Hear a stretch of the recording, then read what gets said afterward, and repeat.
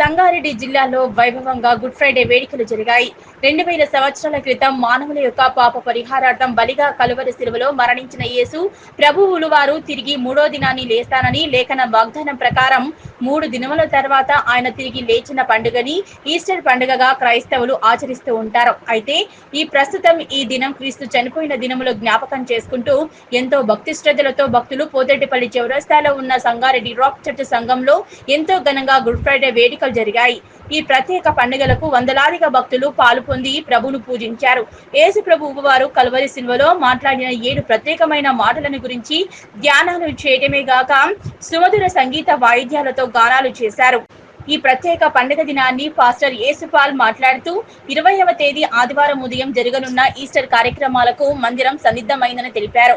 వందలాదిగా భక్తులు రావాలని పిలుపునిచ్చారు. ఈ ప్రత్యేక కార్యక్రమంలో బ్రదర్ రాజు, ప్రవీణ్, చిరంజీవి, సురేష్, సోలోమన్ పెద్దలు పాల్గొన్నారు. ఈస్టర్ పండుగ రోజున చిన్నపిల్లలు నృత్యాలు మరెన్నో ప్రత్యేక కార్యక్రమాలు ఉంటాయని తెలిపారు.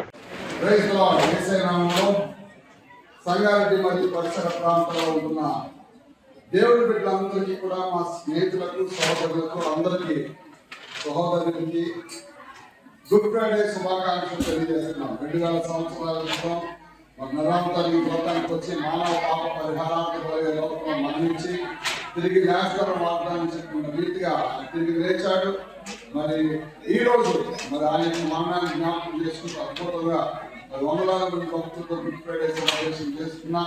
రేపు ఆదివారం ఈస్టర్ పండుగ చేసుకుపోతున్నాం.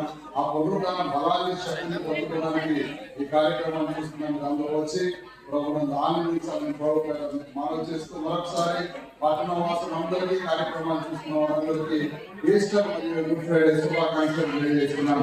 నిశ్చయంగా దేవుడు దీవించిన ఆమె.